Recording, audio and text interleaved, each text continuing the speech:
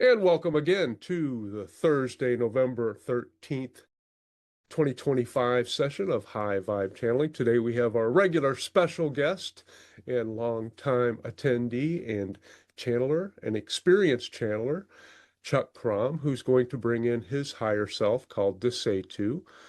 You can find him on his podcast and his Facebook page, The Home We've Never Left.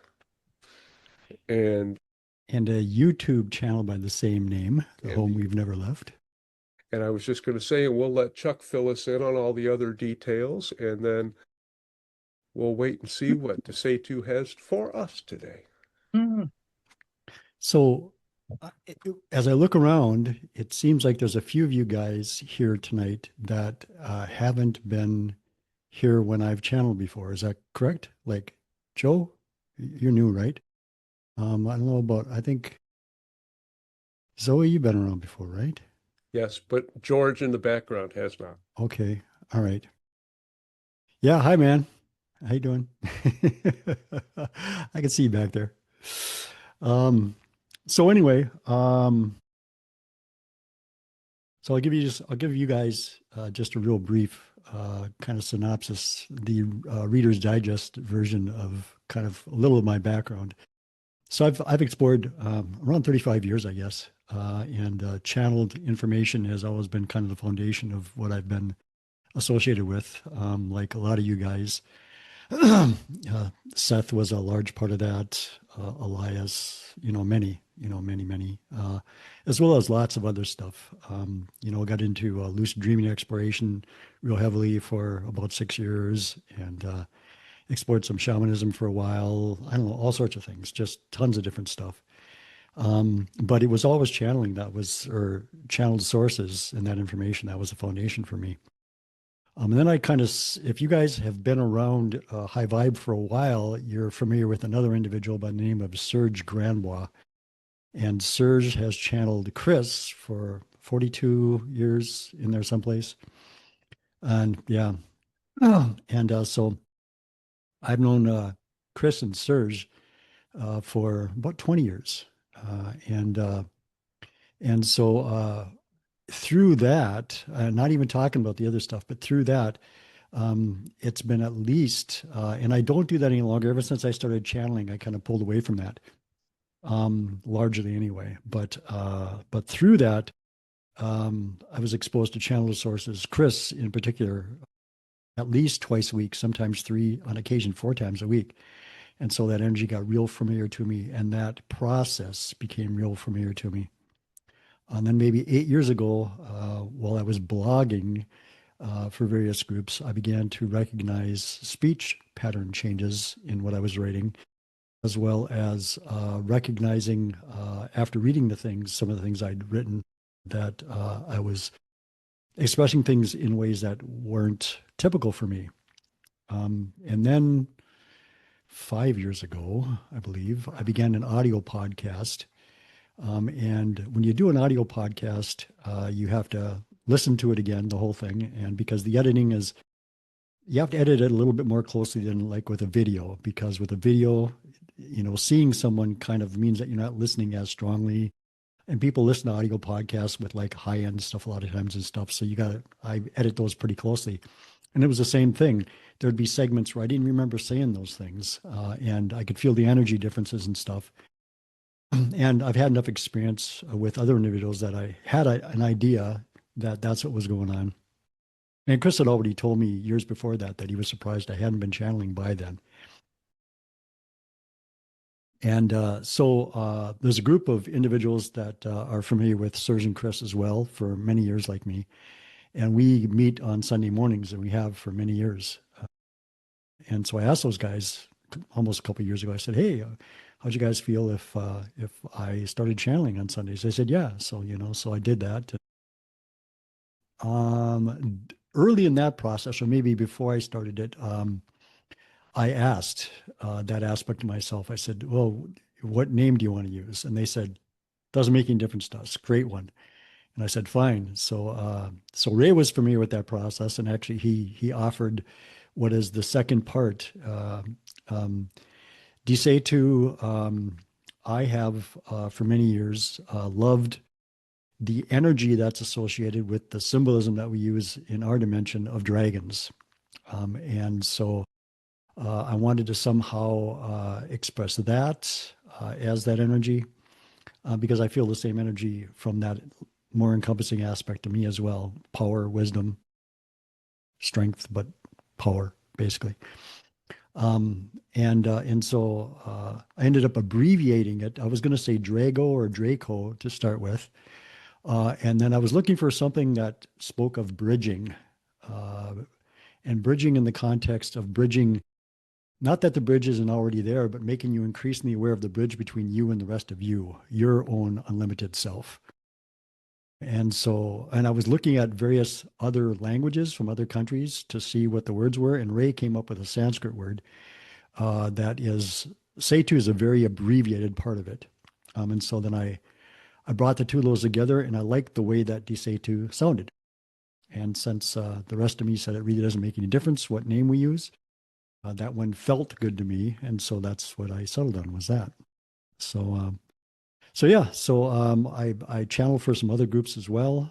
Um, and, uh, and it's been fun. I've enjoyed it. One of the things that certainly and I think Ray can probably speak to this now. He's probably got enough of this under his belt.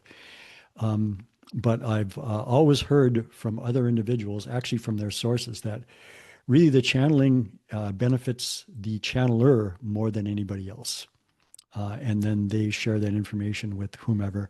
But, and I can certainly say that, yes, I've experienced a lot of energetic shifts and things like that as I've done this. In the earlier times with the High Vibe group, I used to say, my buddy Desetu is kind of like, if you see those old pirate movies and they have a parrot that sits on the shoulder of the one pirate, that's kind of the scoop.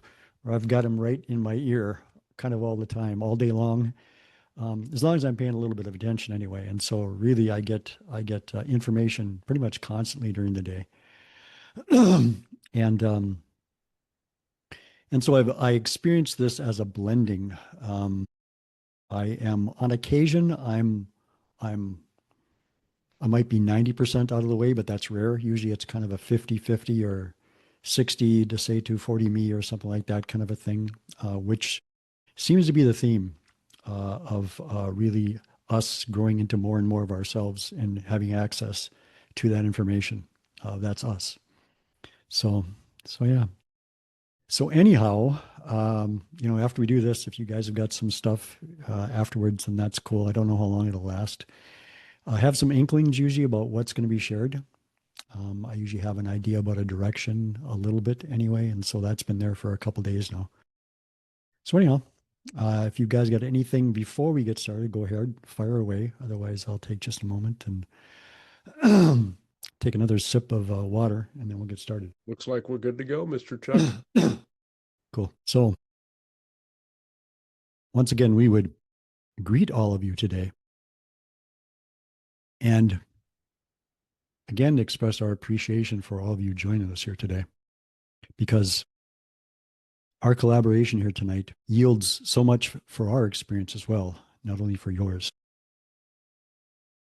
And it is a little interesting in that we showed up tonight maybe faster than we ever showed up for Chuck in the past, and he was a little hesitant as we pushed ourselves forward to he was thinking, oh wait, shouldn't this be just a little bit longer? But anyway, we like to have fun on occasion also.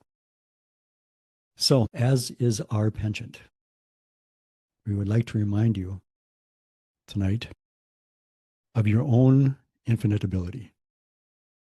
So, yes, there are individuals around you, and in this time period, in your shifting period, in this transition period for all of you, they have come to the forefront more than what they have in many, many centuries now. Individuals that are there to help you in your exploration, to help you in your own widening into who and what you are. But we love you to keep in mind that they help you in that regard. They are not the driving force of that change. You are the driving force of your own change. You are the ones that, through accessing your own greater energies, are bringing this shift forward, are bringing the changes forward within you. In that, one of the things that can be a little bit of a tripping point for individuals, because of course, the changes that you're all going through are quite new for all of you. And they do bring about happenstances, things that occur in your lives that can be quite different than things that you might have been used to even 3 or 4 years ago. So we would like you to do something just briefly. And so as you look at your monitor right now, just pay attention to the things that your senses are showing you, all of your senses in this moment as you do that. Now, turn your head in either direction 90 degrees and look at whatever's there. Turn it over one of your shoulders and take all of that in. Whatever it is that's there, makes no difference what it is.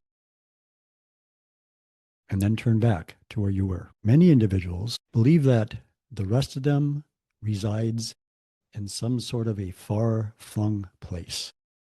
That it is, even though the language is that you are always connected to the rest of yourself, the idea is that that other you exists someplace far, far away from where you are. In this, what we want to remind you of is something that we've referred to, and others as well, as your attention.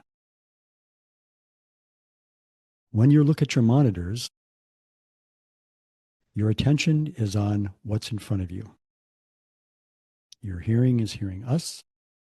Your eyes are seeing whatever they're seeing. Maybe your fingers are feeling something. Maybe your body is feeling something. So you're having these experiences. Your attention is on your experiences. When you turned your head and you looked in a different direction, now your attention is on something else. It is now on a different configuration of energy. Now, I could ask a question rhetorically, and maybe we'll do that.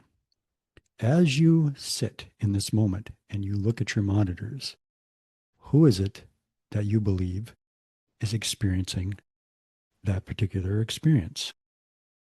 And again, the question is rhetorical, because we will suggest to you that it is you. And by you, we are talking about the all of you. It is you that's having that experience. Now, yes, you have that experience through certain filters, and you've called those filters collectively your ego or other names. But just like if you picked up a pair of sunglasses and put them on your face right now, you would see the things on the other side of the sunglasses differently. It is still you seeing through the sunglasses into the experience. So when you are having an experience, it is you here that's having that experience. The larger you is having that experience.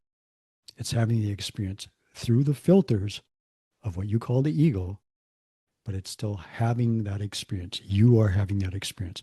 And you have created all of those filters to have a particular type of an experience in this particular physical dimension. So again, it's always you. So as you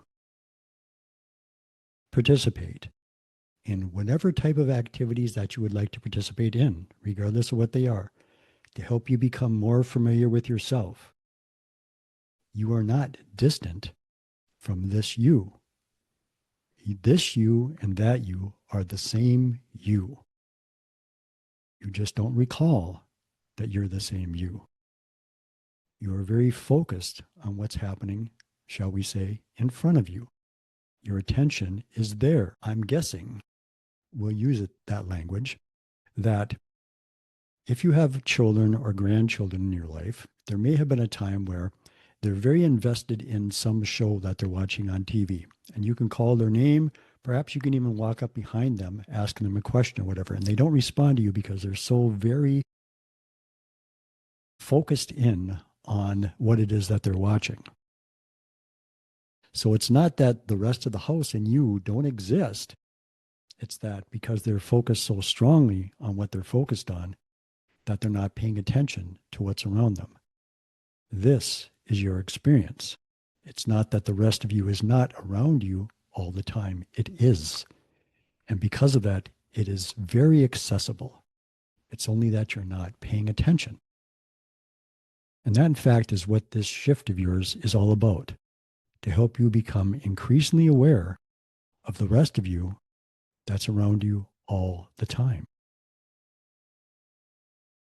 It may seem like you exist in a house, in a town, in a country, on a planet, in a solar system, in a galaxy.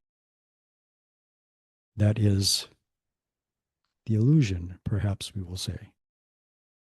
The reality of things is that you exist within you, all of you. And of course, you've heard these things before. So, the journey, of course, that you're on is in that direction, to become familiar with more and more of who and what you are while you are still having a physical experience. It's almost in reverse order of what you did when you decided to come into this particular physical dimension. You came in more as a dream body originally, and slowly, shall we say, solidified into the experience. Now, what you're going to do is you're going to retain a lot of, it'll be a little different, but not at first. A lot of the feeling of the solidity of physical reality, but your awareness of the rest of you will be greatly enhanced. You'll be able to do much, much more than you're able to now. And then you will also begin to shift and change the way that you interact with this reality as far as the solidity of yourself and the reality. But that will be a long process. So you will have a great awareness of who and what you are while you still, in essence, walk around as a regular physical individual. The process of doing this, which you may probably already be aware, is had through you learning how powerful your choice is. And in that regard, what we speak of more than anything else is the idea of the beliefs that are really the foundations, the foundational filters of how it is that you have your experience in this reality. Every single thing that you experience in this reality is filtered through beliefs. The beliefs in your reality are your ideas of how things happen.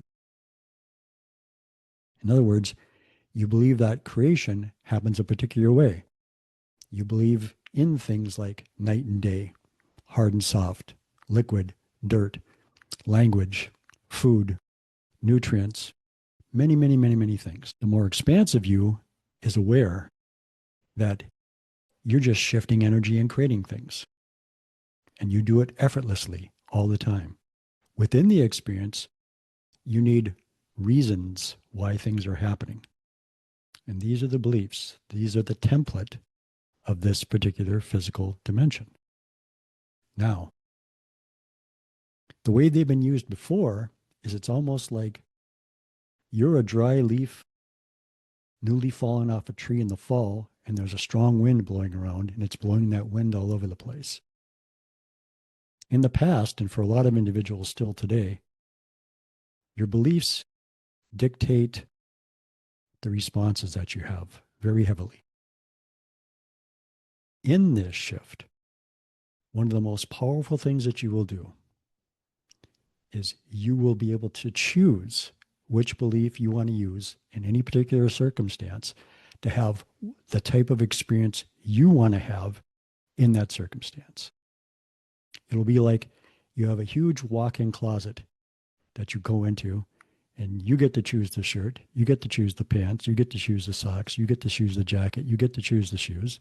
And if you want to come in a little later and change all that, you can. If you want to keep it on all day long, you can. It will be up to you. And it's an incredibly powerful thing to be able to do in this dimension because it is through beliefs in this dimension that you have your experiences.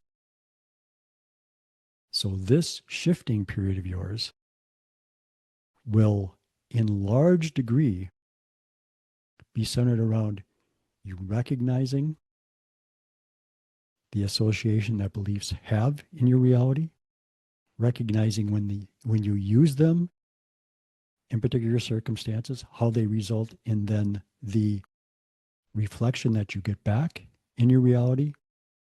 And then the final step, to be able to know that any beliefs are as the same as any other beliefs. They're all equal. You get to choose what you want to do because it is your energy that you're configuring. And it is through those filters that you configure your energy. As you become familiar with that, you will do remarkable things in your reality. Now, does that mean that you're not already doing remarkable things in many, many places? It doesn't, because of course you are. But for now, this is where the game is happening, is in this physical reality for you, this particular physical dimension for you. Because you're already focused in all those other places. So the idea is you're here, you paid your money, you bought your ticket, you walked into this theater, and so this is the place that you want to explore. This is where you want to have the fun and the experiences that you want to have here. This part of you is this. And so in this, again, you will do incredible things once you bring this shift to finality. And even as you get close to the end of it, you'll do some very remarkable things for yourselves on this planet. But make no mistake, it will be you doing those things. Other individuals can provide examples, they can provide informations, but you have to choose. And you will. You will choose. Not all of you, but many of you will choose. Because again, when you come into this dimension, you come into this dimension because you choose to explore it in the way that you choose to explore it, which may not mean that you will be here for the whole of the shift. It may not mean that you will strongly change yourself in this shift. It may mean that you will be here for the entirety of the shift and for quite a long period afterwards, because one of the things that you will change, as we mentioned before, in this shifting period, is you will divest yourself of the idea of age and death, because you will know that it is you that chooses to leave an experience when you want to leave the experience. Once you've experienced all that you want to experience within the reality, then you will choose to move on and express something someplace else. It will no longer be the situation that your body ages at a particular rate in a particular time, and then you leave when that period is over. You will leave that behind you as you tie your shift up. You will stick around if you want to for many hundreds of years if you would like to, because your exploration will be quite exciting for you. There will be many, many things to do. You will explore what you call now space. You will travel, we'll use two terms, around space and through space. You will do both. There will be much to do. It will be very exciting. There will be a lot of experiences to be had. And if you choose to be around for those periods of times, you will most typically spend a number of hundreds of years exploring then after that point. So we believe that we will pause here and entertain, of course, any questions you have, any expansions that you would like, any clarifications that you'd like, anything at all. Zoe? Hi, thank you. That was really lovely. Really, really Hello. lovely. I've been thinking about energy recently and realizing that it's a commodity that we kind of spend. Like when we're looking at the internet, wherever we look, we're kind of spending our energy looking at whatever we look at and giving our energy to that. I had a different question and now I'm forgotten my question. No, I haven't forgotten my question. So moving forward, how can we dissolve some of these beliefs and filters that are holding us back? I mean, I know that I've got rid of some, but I've still got some, and I would like to, not have to deal with them because I know they're not serving me anymore. Just a few left. Well, really, it's a process. And typically what happens with individuals is it's through experiences that you get the opportunity to shift your beliefs. You will have experiences.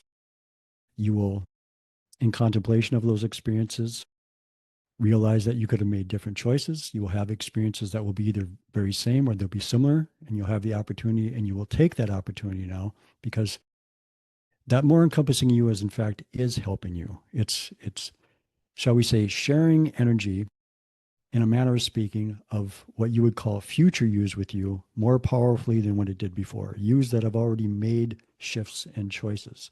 And so that energy is more accessible to you now.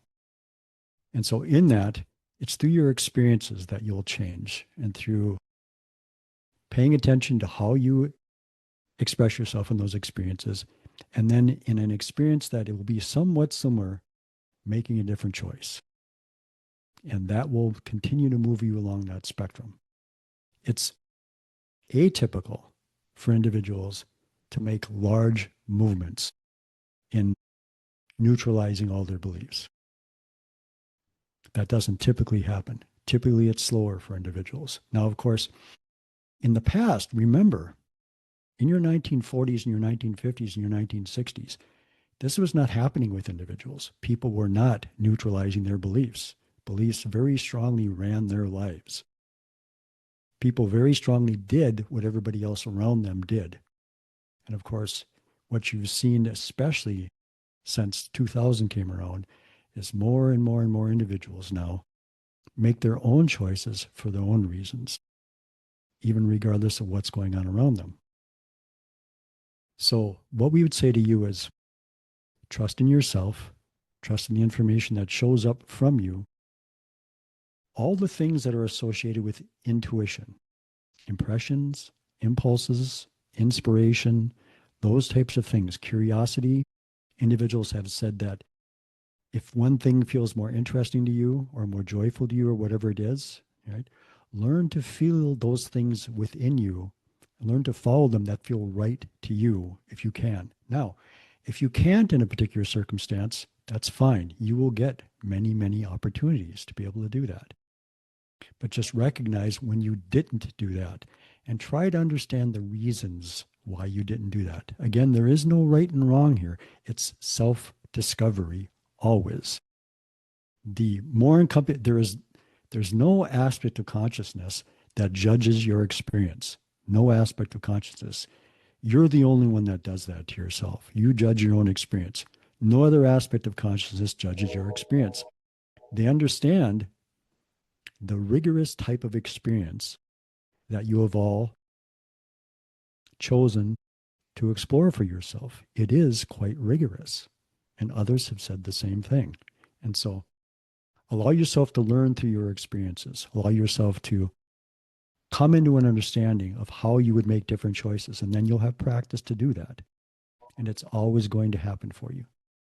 Now, can you do things like meditation? Can you do other things like that that can help you in that regard? Sure. Can you pay attention to your dream states and the messages that are coming there? Can you ask to shift a little bit or to understand things more deeply in dream states or even daydream states, whatever it might happen to be? You can indeed. You can do those types of things.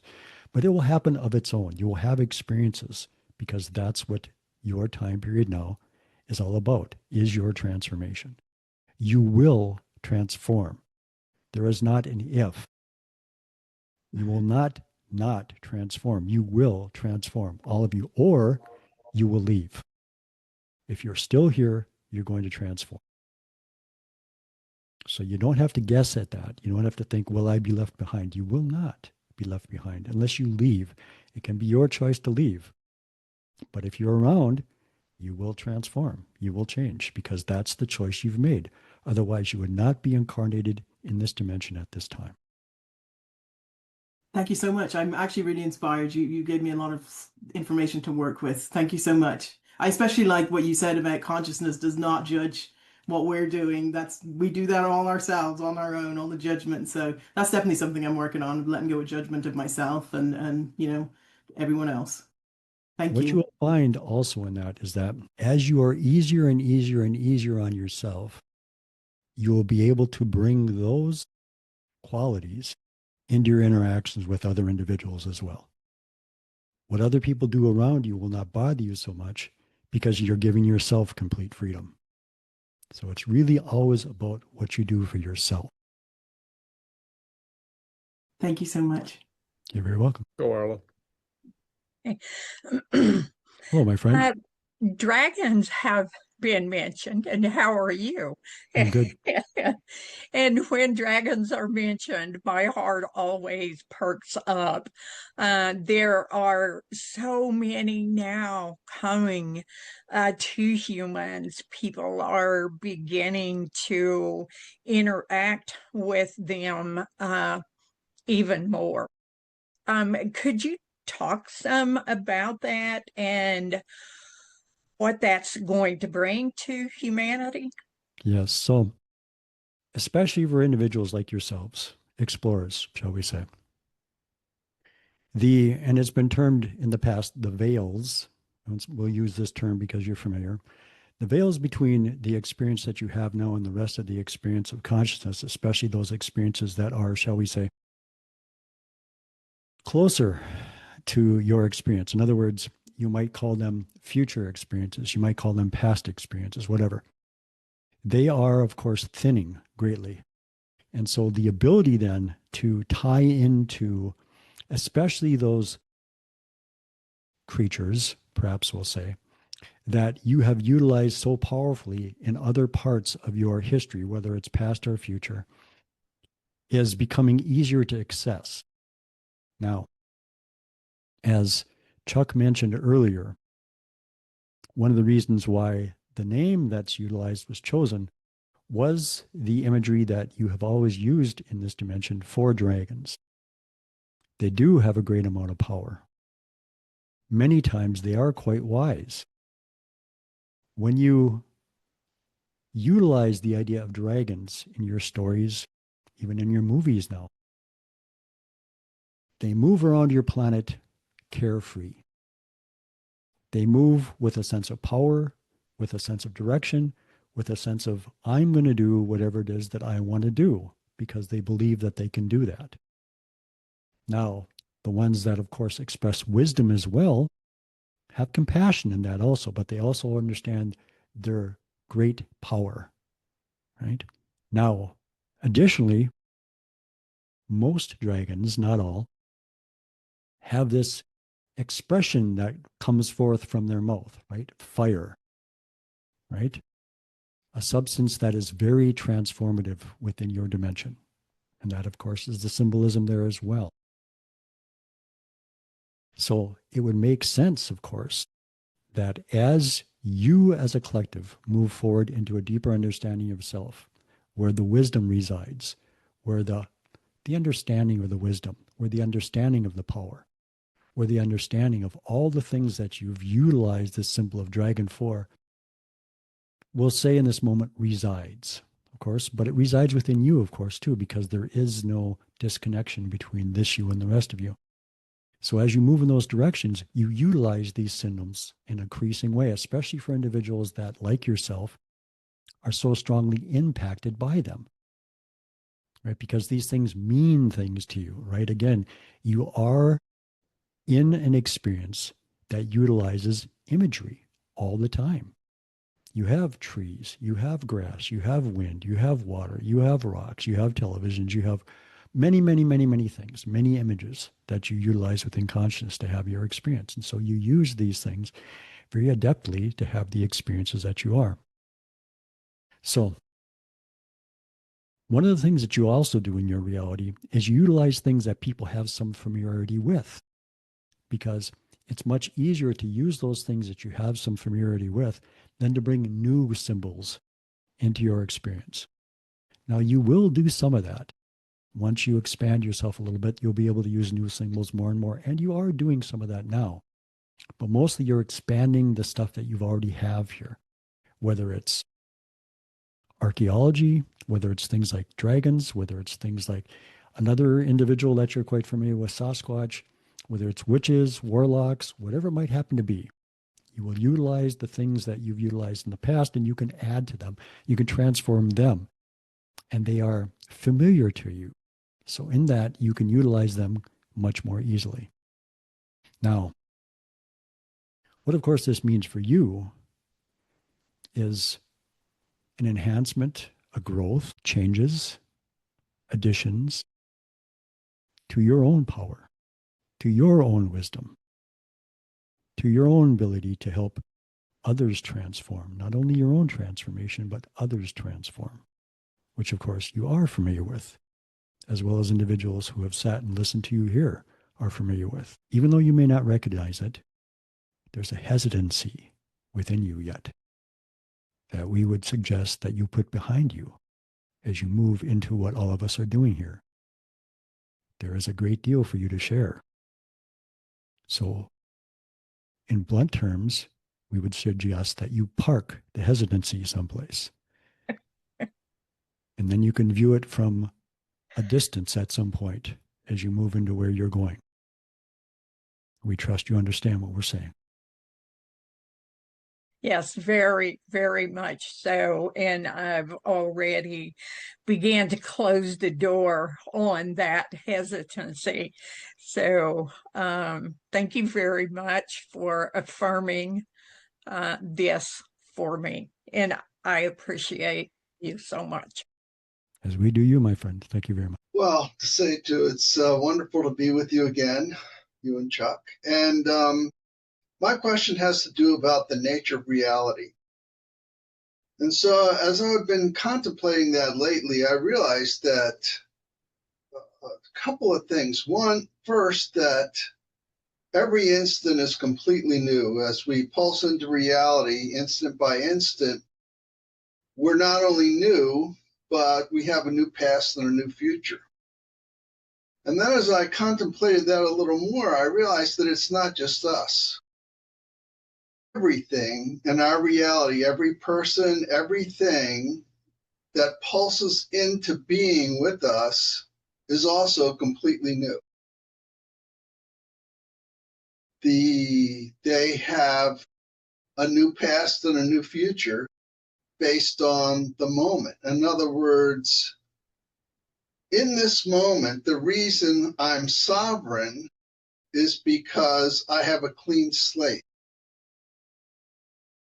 And I get to choose to put my focus wherever I want.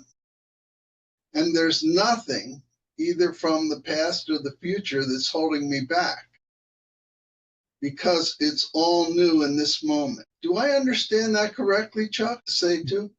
You do understand it correctly. Now, of course,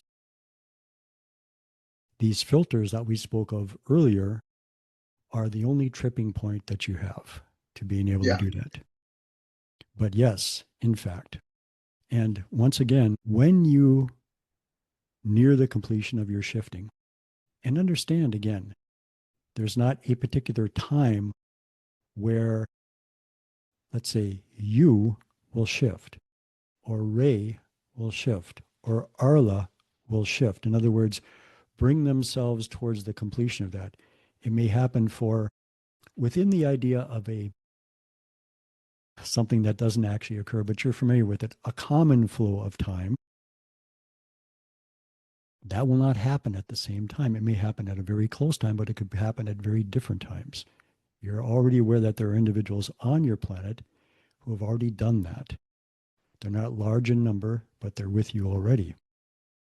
Now, as you do that, of course, you will, as we mentioned before, have complete freedom in being able to do all the things that you just mentioned.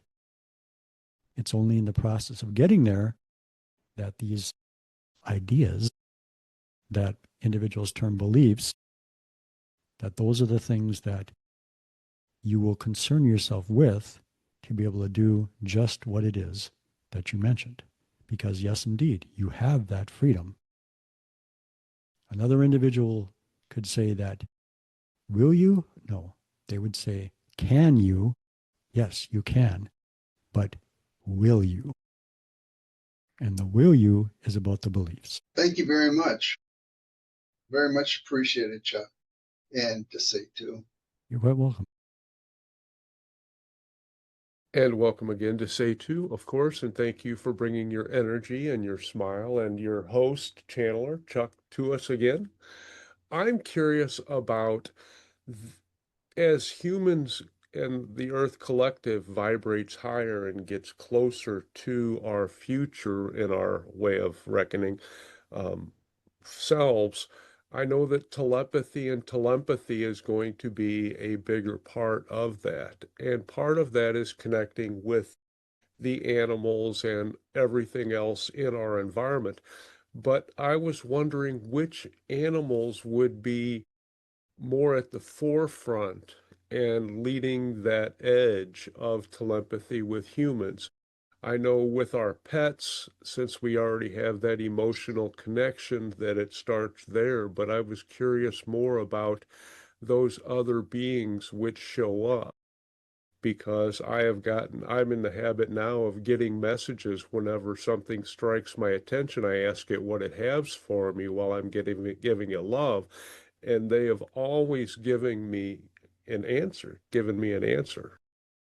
So I was wondering if that was just everything that just happens to show up and catches my attention, or if it is more I'm drawing those creatures to me who have messages for me, or perhaps both. So we would suggest that your experience is much along the lines of the answer that we would give. In other words, because you are the one that is creating your reality, the animals, the creatures that you interact with are, of course, intentional. And in that regard, all creatures, how shall we say this? So, all of consciousness has freedom of choice. All of consciousness. As you create a dimension in the way that you're creating this dimension, some aspects of consciousness choose to, shall we say, be the malleable aspects of your experience. Because, of course, it is your consciousness. It's all consciousness. So, when you express the experience of an animal, a creature, regardless of what it is, as a collective and as an individual, that creature is created through your energy. The moment that that occurs, that new configuration of energy has the freedom to choose. Now, depending on the themes within your dimension, and we'll talk of just your dimension, many times, especially with companion animals, those expressions of energy are such that they align themselves very, very strongly to you. Animals that you call wild animals are different in that. You still, in your experience, configure the energy of the animal. Once that occurs, the animal is free to do what it wants. It can move any place it wants to. Typically, what happens is that when they do that as a group. In other words, lions would do it as a group. Whales would do it as a group. Dinosaurs have already chosen to do it as a group. On your planet, you no longer have dinosaurs. On another Earth, dinosaurs exist. They no longer exist here. So you are aware that there are certain aspects of, we'll say, souls instead of consciousness now. Whales, dolphins, things, animals of this nature, who in their creation chose to experience their reality much like you have, with a personality of a particular type. In this, of course, they interact through consciousness differently than, let's say, a skunk does, or a rattlesnake does, or other things like this. But that doesn't mean that those particular creatures, if we can use that term still, will be the ones that will more frequently interact with any particular individual. That will be up to the individual and their own more encompassing self, because their more encompassing self knows what will influence that individual the most strongly. And those creatures will be used in that context. And because all is consciousness, any information that you need can be shared through whatever creature it is, especially as you move forward into your shift. And your connections to all of consciousness becomes increasingly apparent for you. So in that, yes, you will bring yourself whatever creature, whatever type of animal, whatever it is, insect, makes no difference, that in that moment can provide you with what it is that you need, which is what your experience has been. Excellent. And I'm guessing that applies to what some humans would call or inanimate objects as well. Yes. Because I've had rocks called to me or other things. So Indeed. thank you very much. And again, those of you who explore are becoming increasingly and at an accelerated rate aware of these things. That inanimate objects is a phrase that will belong in your history, not in your present. Because even your computer monitor may whisper something to you. The glass that holds your water may whisper something to you. It will make little difference as your years go by. Excellent. And thank you. And I had missed out on, or I hadn't fully realized, just because we summon that energy in that particular form in our experience, that while it is there for us, how it responds to us in that moment is up to it. It is up to it, but your translation of what it conveys is up to you. Great point. Thank you. Jennifer? Yes. Hello to Setu and Chuck. Hello, John.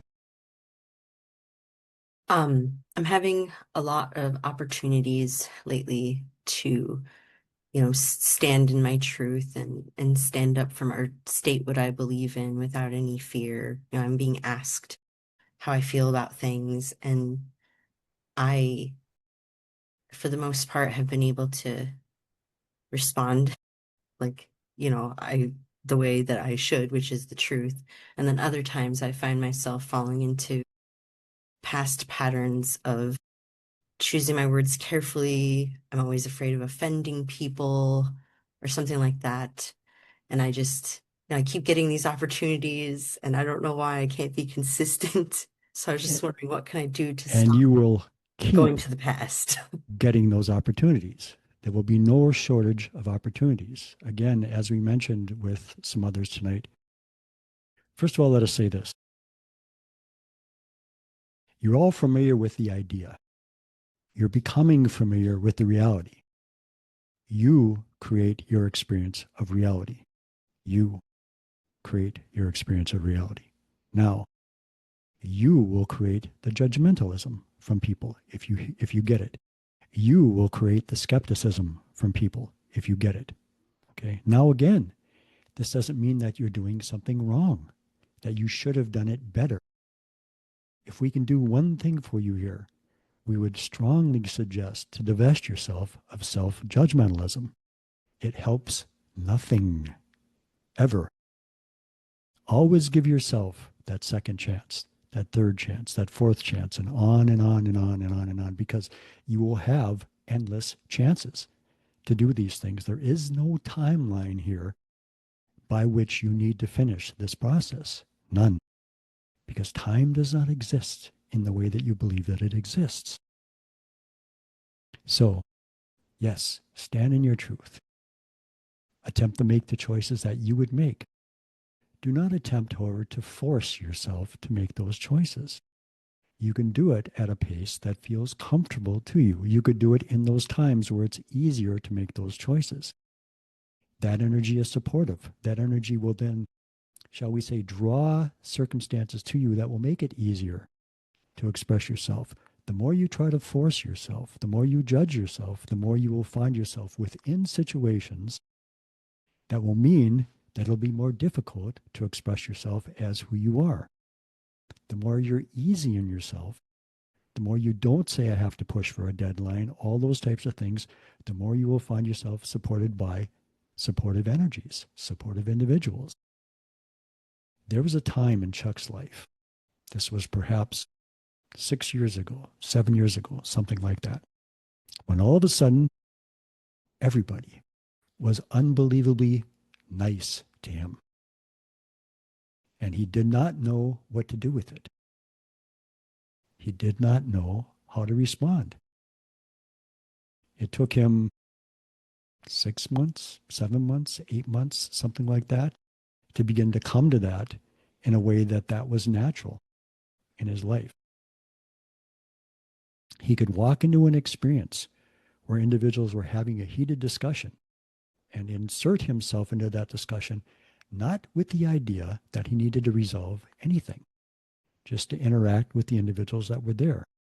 And the emotions that were there were not there in conversation with those individuals when he was having those conversations with those individuals. So the thing is that as you have your experiences, it really is practice. It really is just the opportunity to see how you respond to things, the recognition of why you responded to those things, the way you responded to those things, and then you will get another opportunity. And then if you respond still in a way you don't like, it's fine, because you will get another opportunity. And as you get those opportunities, just choose to respond a little bit differently if you can. Or it is totally acceptable to walk away from the situation. It is totally acceptable to pull yourself away from whatever is going on. Now, one of the things that will tell you, a little trick that you can use if you're capable of doing this, when you're involved with an individual or when you're involved in a situation, pick anything. It matters not what it is, and appreciate it. If you have an individual in front of you who is not using nice language with you, look at their clothing, pick anything. If you like their shoelaces, you think their shoes are not too bad, you like the color of their shirt, whatever. The moment that you do that, you shift the energy because you've just expressed appreciation. And so now what has to color that return of energy that's come to you? Appreciation has to. So it will soften that energy. Does it take some practice? It does take some practice, yes. But again, that's what you're getting anyway, practice. Your existence is moment after moment after moment after moment after moment after moment after moment, and on and on and on. There is no shortage of moments. There is no deadline that you need to meet. Right? Your ideas of linear time, we understand, are quite familiar to you. You believe that you walk down a long hallway and you open one door after the other. What you actually do is you stand in a circle with doorways or small doors all around you, and you open this one and then that one and then that one, any place in that circle. There is no linearity to your moments. Now, your moments are chosen by you, this you and the rest of you, in accordance with the way you want to explore this reality, much of which you have yet to understand fully. But you understand more and more of it all the time. We would say for you, something that you already do, and something that we believe that you should maybe focus on a little bit more, is to utilize those quiet times that you take for yourself during the day and expand into yourself, not necessarily with questions, but just be there and see what shows up for yourself. And then apply that to what you're doing with your life. Thank you so much. You're very welcome. To say to my last question has to do with time and space. So my understanding is that each instant when we come into a new reality, we also find ourselves on a new timeline, and therefore we're never dependent on anybody else's timeline because we're actually creating our own every instant. And hand in glove with that is space. You mentioned space earlier, the exploration of space. And as you know, from a Sethian perspective,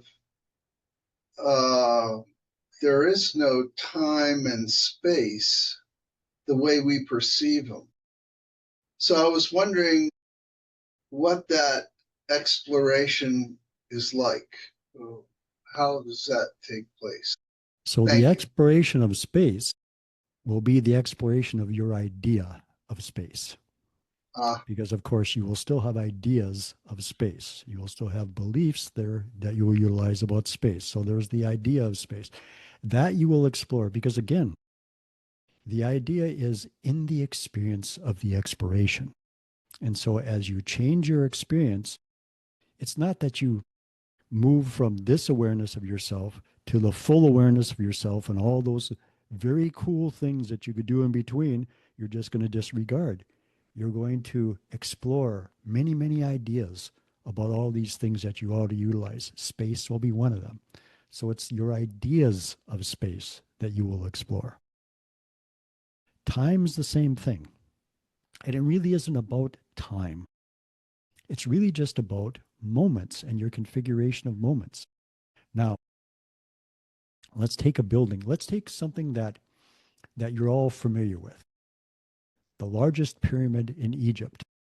Yes, this structure has stood there in your terms for many, many, many thousands of years, right? And so what happens to it in that flow of time? It ages, does it not? It wears, it weathers, right? Because this is what happens over time. This, of course, is not what's actually going on. What you're doing is you're actually creating that pyramid moment by moment by moment to align with your ideas of time and your ideas of things like change, how things do change with quote unquote age. And of course, you do this with yourselves as well. You have ideas of what should happen to you as this linear flow of time occurs in your life. But again, the malleability of that in your life is increasing. It just depends on whether you would like to explore that or not for yourselves. But yes, there is no real timeline that you find yourself on, regardless of where you shift yourself. All you're doing is you're utilizing different ideas of time and then creating the moments around you to match that idea. Thank you so much to say too. What a pleasure. And we have, looks like, run out of our questioners to say to. Thank you again for your expansive answers and for delighting us all with the information and wisdom which came forth. And we would like to say that we are particularly fond of the butterfly that you've added to your bookcase. Thank you. I love the monarchs, and I saw that, and I don't even remember where I saw it, but as soon as I saw it, I'm like, that's mine. And I got it, and it was on another piece of paper, and I cut it out, and now it has a prominent place as a reminder. I guess I'll need to add a dragon as well. Of course, that metaphor is a very powerful one, correct? From the caterpillar through the chrysalis to the butterfly, which is the experience that you're all having. It is also utilized in one of Chuck's websites as well. So, Excellent. indeed. So, in closing, it is an exploration. It is a process. It is a process. Your moments will flow to you. Your more encompassing you brings you your moments. It understands your life thoroughly as it does that. There's no need to hesitate in meeting your moments. There's always something to become increasingly aware of about yourself in your moments, even those challenging moments. But again, your moments don't show up in your life. We'll use the term willy-nilly. They show up purposefully in your life. So embrace them as being purposeful. And again, there's always another one. There's always the next opportunity. And you're the only critic that you have in reality. Nobody else criticizes your choices. Certainly not the rest of you. So if everybody else can give you a break, you can as well. So it's like the life shows up in our moments, not our moments show up in our life. You could say that, yes. I already did. Yes, indeed. So again, thank you very much. We appreciate again being with all of you. And our good buddy Chuck now will become a little bit more at the forefront. And Chuck sounds a lot like the Satu. Doesn't he though? I know. It's amazing. I don't know how that happens. And another wonderful session. And we know that the Satu is a permanent backpack for you now. Yeah. It's as I I know I've shared with you guys at various times how, because here sometimes in various places, I'll get a shift in how I feel the potency of that energy, of Satu's energy of me. And so, yeah, it's just such an interesting journey. And the thing is that everybody does it in their own unique way. All of you guys do it in your own unique way. It doesn't matter how you do it. Everybody's got that connection with themselves. All you have to do is just have fun with it. Really, I'll suggest just enjoy it and trust it. You find yourself trusting it, you'll find it flows into your life with an increasing pace. That's what I found. Gosh, so many interesting things happen. Even in regular mundane life, so many interesting things happen. Like I have this, God, what is it termed again? Reputation, I'll say, at work, that if somebody's having a problem with the computer, all I have to do is walk up to the computer and tap a few keys. I don't even have to go into it and do anything. And it starts working the way it's supposed to. So they just go, get Chuck over here. And believe me, I'm not an expert in software at all. I mean, I know my way around a computer a little bit, but it's been like that for a while now. So do you tell them that, hey, it's your belief that I'm going to fix this computer that actually does the work? No, I don't do any of that with them. But they know that I explore these types of things, and they know that Chuck has a very different way of looking at things than they do. And they know that things happen a little differently around me too. So that's enough. Yeah. In fact, I remember one time a while ago, 12, 13, 14 years ago, I was talking with another member of the management staff there, and I'd been talking about dreams and my exploration of dreams. And so she said, hey, I've had this dream, can I tell you about it? And I said, yeah, sure. And so we sat in this office, by ourselves, and she talked to me about the dream, and I told her all about her life through the dream.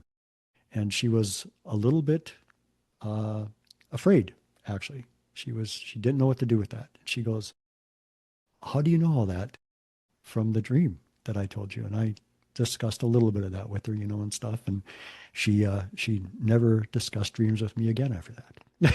So I've learned in a variety of ways to not go too far with individuals. So actually, it's become something that I've become quite adept at. I feel in individuals all the time when I talk to them. I'm doing that while I speak with each of you. Desatu, of course, is also. I don't go down roads any longer, even me, when I speak with people that they're not ready to have some exposure to. So there's no advantage in that. So yeah, I can express everything I need to express by using their own beliefs. So yeah. And thank you for that. Anyone else have any comments for Chuck? I had an experience similar to Chuck's. I've done so many dreams, people know about it. And a dear friend of mine started asking me about his dream. And then he ran out of the room. And years later, I found out that he was having an affair. And it showed right up in the dream right away. And he really wasn't ready for that. No. And yes. So, yeah, I know exactly what you're talking about, Chuck. So I work with a lot of clients at work day after day after day after day, and some of them I've come to know. And there will be interesting stuff happens. So there'll be times where I'll like be walking past where they are, and the energy will draw me to them, and I'll look at them, and their energy in that moment changes dramatically, and they will say something to me that has a meaning to me, and then that energy's gone, and then they're back again. Wow. And now they talk to me like just normal. There's just so much interesting stuff that goes on. It's just so fun. Everything is a miracle. Everything is a synchronicity. Yeah. It's really cool. And that's the thing, it's just, I'll suggest that again, try to have fun with it. Don't Yeah. be so serious about it. There's no need to be serious about it. It's who you are, And I understand, I mean, when I was exploring and stuff, and still now, I think to some degree, I can find myself doing that a little bit, But the more you just trust it, the more you just have fun with it. And groups like this are fantastic, to be able to express yourself in these types of environments is so very nice, so very helpful, I believe, to your movement, because it allows you to be you, as much you as you can be in the moment anyway. You don't have to hide who you are. You get to express who you are. And I'll suggest the more that you can do that, the more you'll find that that is there for you to utilize. So, yeah. And I think Jennifer is aware of that. I think since even showing up with these guys, I'm guessing that she's experienced a lot of movement in her life along those regards. So, yeah. It's great if you can find yourself, don't tire yourself out, don't put yourself, don't join so many groups that, oh, you don't know what to do, which one do I, whatever, pick the ones that feel good, and the ones that allow you to be who you are, you know. So yeah, I think that's a very beneficial thing to do. Okay, and I'm going to wrap the first session, and then we are going to move on and have Yvonne wishes to introduce herself.